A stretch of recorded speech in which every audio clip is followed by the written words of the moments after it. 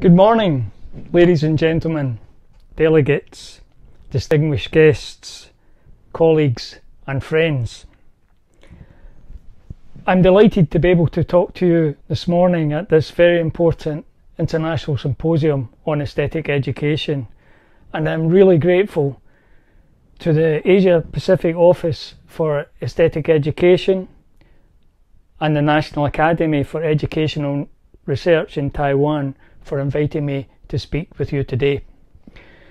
What I hope to do in this short talk is share with you some of my own thoughts, experiences as an art educator, first of all in schools in Scotland, and then as a teacher education specialist also in Scotland, and now as a professor in the University of Lapland in the far north of Finland, where the focus has been more in the informal aspects of education.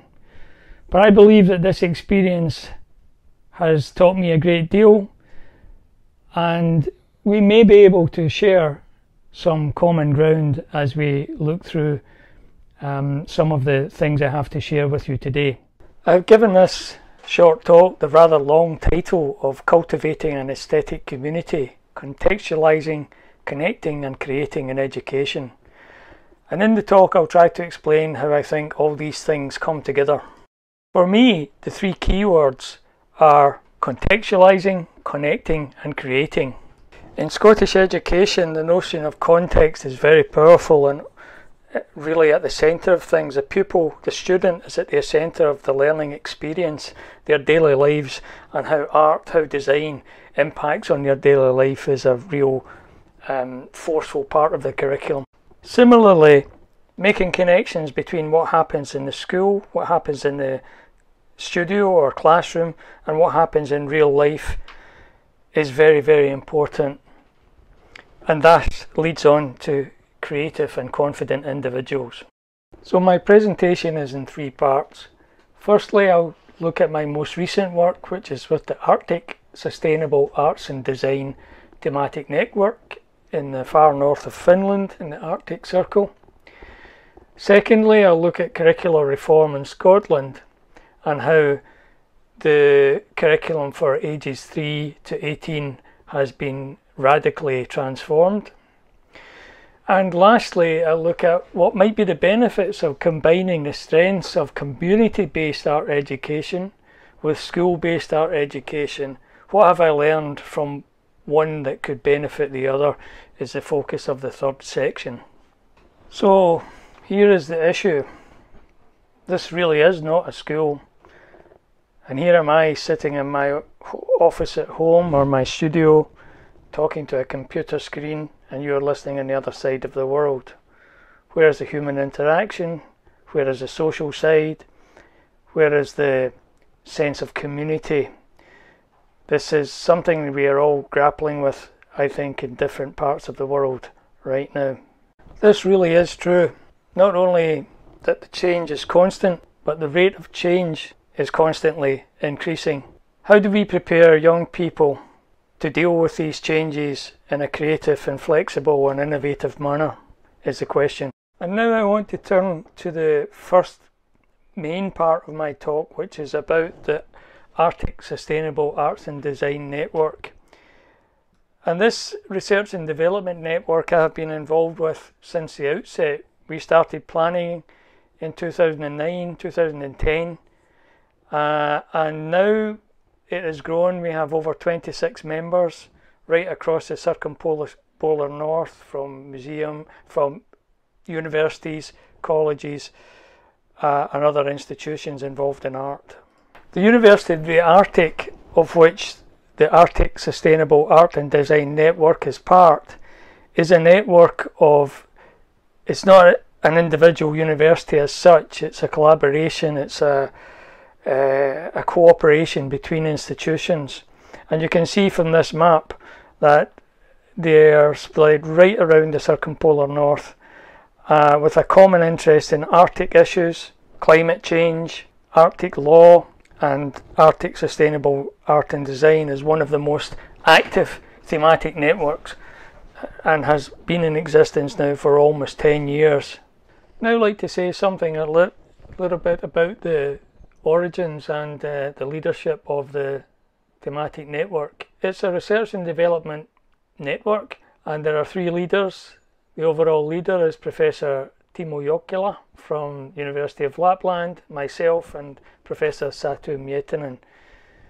So we all have backgrounds in education, Satu in design, Timo in art, and myself also in art, or what we call applied visual arts. And I'll say a little bit more about that later. Now I need to say something about the focus of the ASAD network. We focus on the keywords here: collaboration, education, teaching, learning, research and knowledge exchange, and aspects of sustainability, both ecological, economic, educational and socio-cultural. We celebrate and promote contemporary and innovative practices in teaching, learning, knowledge exchange, contemporary arts in the field of arts, design and visual cultural education. We also are very respectful and inclusive in terms of the different cultures, because there are many right across the Arctic region, or indigenous peoples, traditional ways of knowing, learning and making. And that for me has been a very, very interesting experience, coming from quite a traditional Western perspective, to realise that in education there are multiple ways of engaging, multiple ways of knowing, multiple ways of creating and of contributing to society. And the ASAD network has promoted learning across cultures, within cultures, and promoted collaboration amongst the partners. So many collaborative projects have taken place and are also currently underway.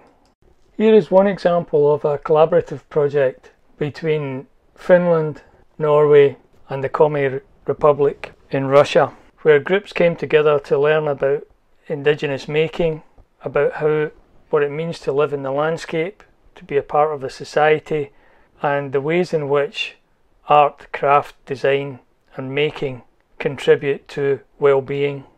Numerous projects have taken place over the almost 10 years of the existence of the thematic network. Here are two examples, one from Canada and one from the far north of Scotland and the Shetland Islands.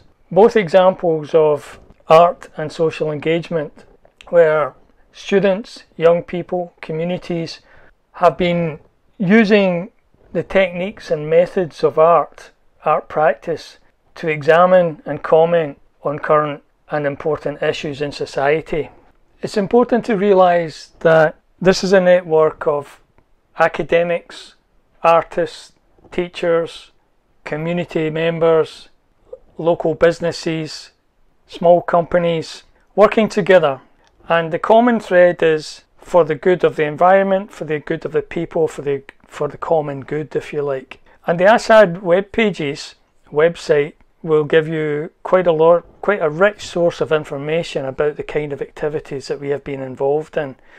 So it's important to realise it's not only an academic network, it's a network, a community of practice, a community of research, if you like, into potential of art, of aesthetic education for the good of society. So we often have events which are not necessarily the traditional symposium or congress, but are often connected with an exhibition or a publication, so that the wider community have access.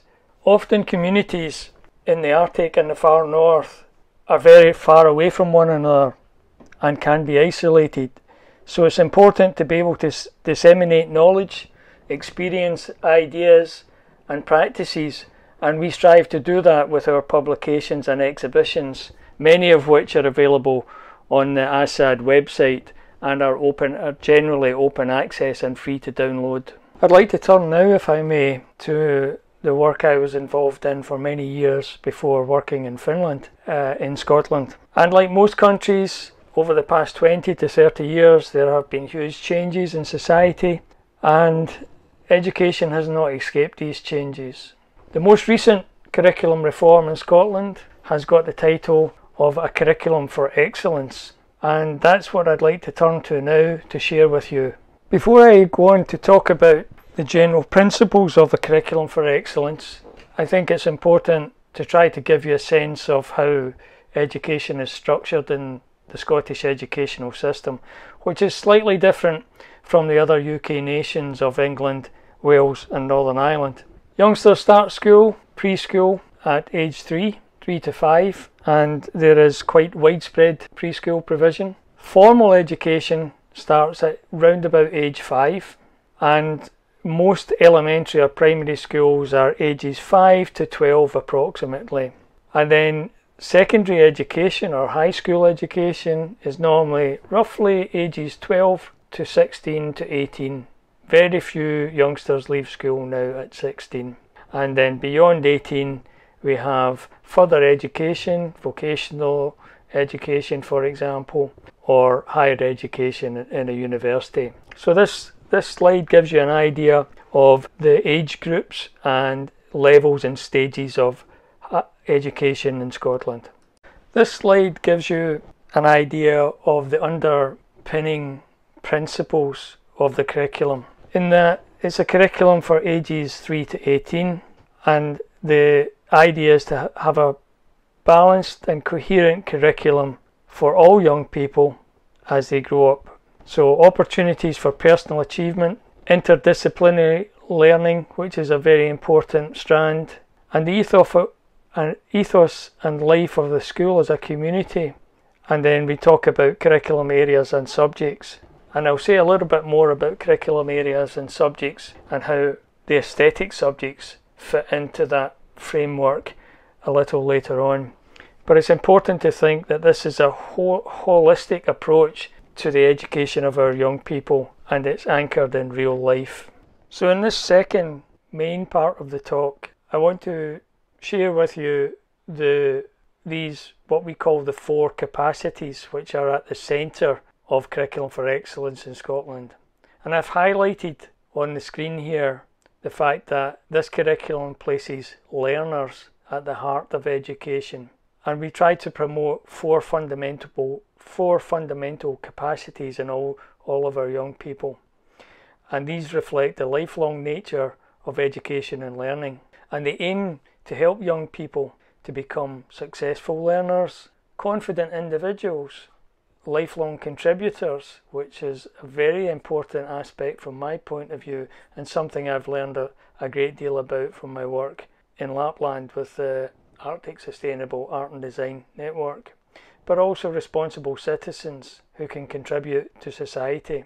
And so these 4 capacities are enabled and developed by each curriculum area working together. I like to think that aesthetic education and my own subject area of visual arts education, or we call it in Scotland art and design education, have a key and very natural role in developing these facilities.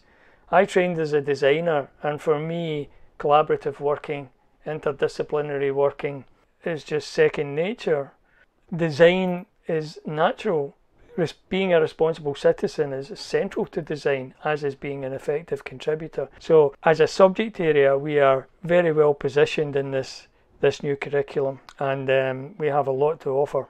It's easy to underestimate the scale of change that this curriculum has entailed for learners and for teachers, because until this reform the curriculum had largely remained one which focused on training people to work in industries, jobs, many of which are fast disappearing, and the shift has been towards people who can contribute to society, who are responsible citizens, and who are flexible and creative in their outlook and in the way that they can both help develop themselves as successful learners and successful contributors, but almost more importantly how they can contribute to an effective and responsible and caring society.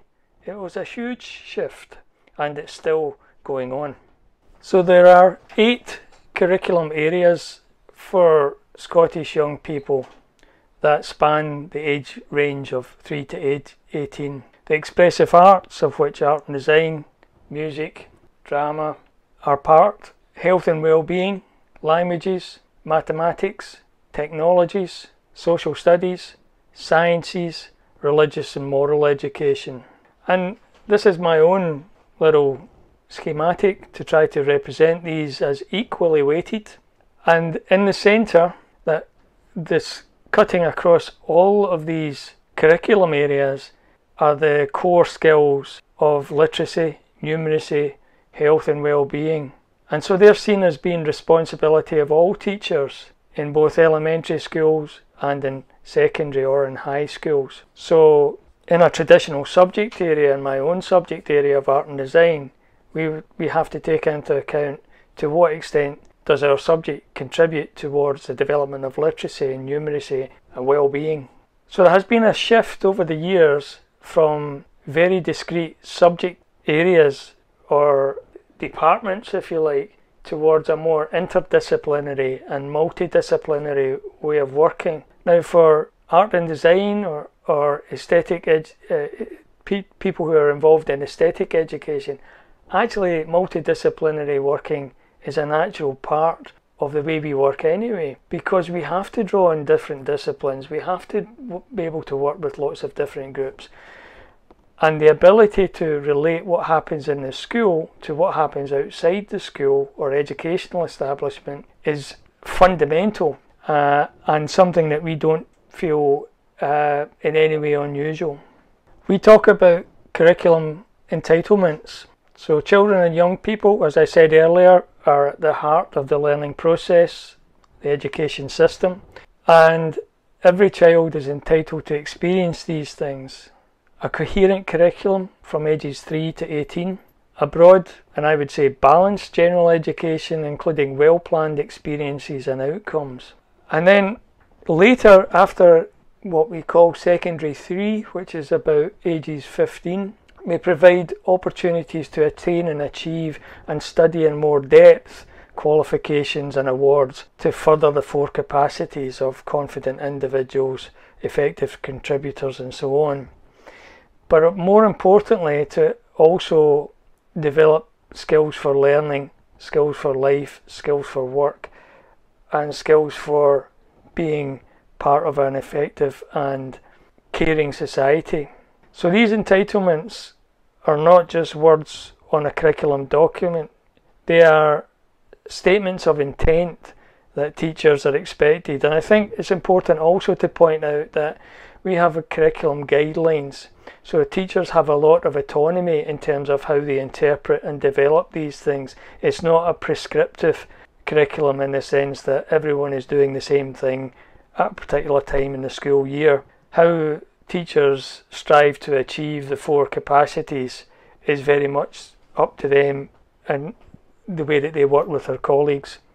Turning now to the third part and final part of my presentation, I want to think a little bit more about the first part of the title of the talk, which is Cultivating an Aesthetic Community. I believe that the work that we've seen going on with the Arctic Sustainable Art and Design Network and the work that's been happening in Scotland in schools and in the education system genuinely promote an aesthetic community. We are not going to train people who will all become designers or artists, but we will hopefully cultivate people who have a sense of the aesthetic, who may visit art galleries, who may go to theatres, who may contribute to the visual life and cultural life of society.